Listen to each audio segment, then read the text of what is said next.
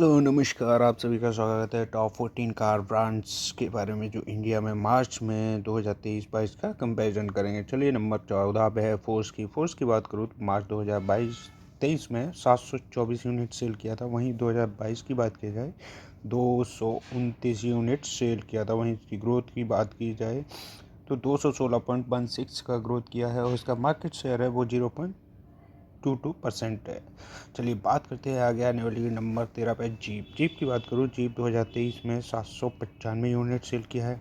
वहीं 2022 की बात करूँ तो 928 यूनिट सेल किया था और इसकी ग्रोथ की बात की जाए तो -14.33% का ग्रोथ कम देखने को मिला है और इसका जो मार्केट शेयर है वो 0.24% मार्केट शेयर है इसका। चलिए बात करते हैं नंबर 12 पे है सिट्रन की बात करूँ तो मार्च 2023 में 974 यूनिट सेल किया है।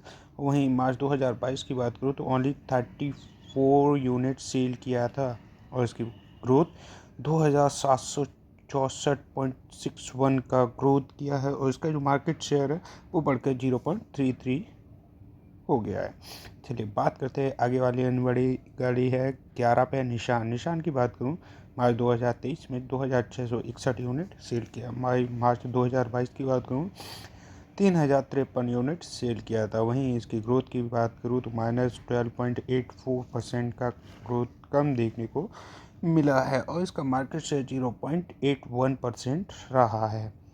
चलिए बात करते हैं आगे आने वाली गाड़ी पे है से एम जी की बात करूँ तो 2023 में 4665 यूनिट सेल किया। वहीं 2022 की बात करूँ मार्च में तो 3583 यूनिट सेल किया था और वहीं 30.20% का ग्रोथ देखने को मिला है और इसका मार्केट शेयर 1.92% का मार्केट शेयर रहा है इंडिया में।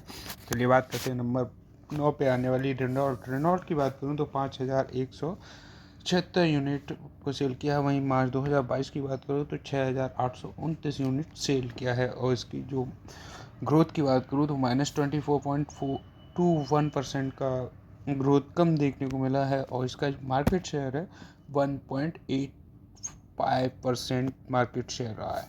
चलिए बात करते हैं नंबर 8 पे आने वाली होंडा की बात करूं तो मार्च 2023 में 6295 यूनिट सेल किया है। वहीं 7655 यूनिट सेल किया है 2022 में और ग्रोथ की बात करूँ तो 17.77% का ग्रोथ कम देखने को मिला है और इसका जो मार्केट शेयर है 1.92% इसका मार्केट शेयर रहा 2023 में।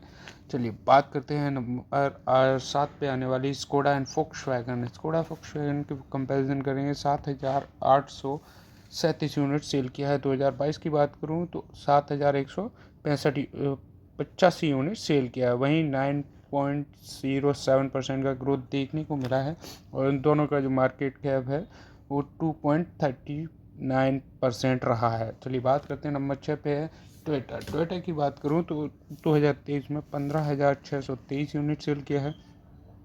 वहीं मार्च 2022 की बात करूँ तो 11,195 यूनिट सेल किया है। वहीं 39.44% का ग्रोथ देखने को मिला है और इसका जो मार्केट कैप रहा है 4.76% मार्केट शेयर रहा है। चलिए बात करते हैं नंबर आगे वाले यानी गाड़ी 5 पे किया की बात करूं 2023 में 21,023 यूनिट सेल किया है। वहीं मार्च 2022 की बात करूं तो 17,426 यूनिट सेल किया है और इसकी ग्रोथ की बात करूं तो 20.64% का ग्रोथ देखने को मिला है। उसका जो मार्केट शेयर है वो 0.641% का रहा है।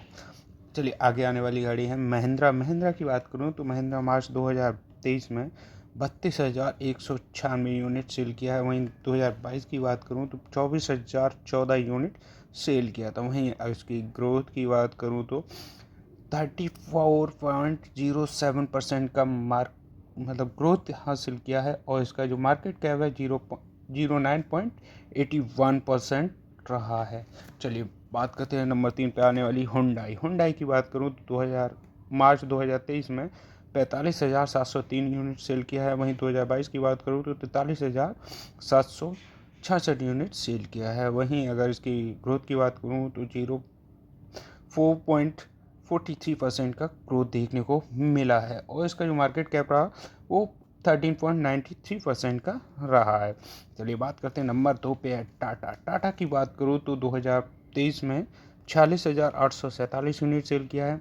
वहीं 22 की बात करूँ तो 36,939 यूनिट सेल किया है। वहीं इसकी ग्रोथ की बात करूँ 26.82% का ग्रोथ देखने को मिला है और इसका जो मार्केट शेयर रहा 14.28% का मार्केट शेयर रहा।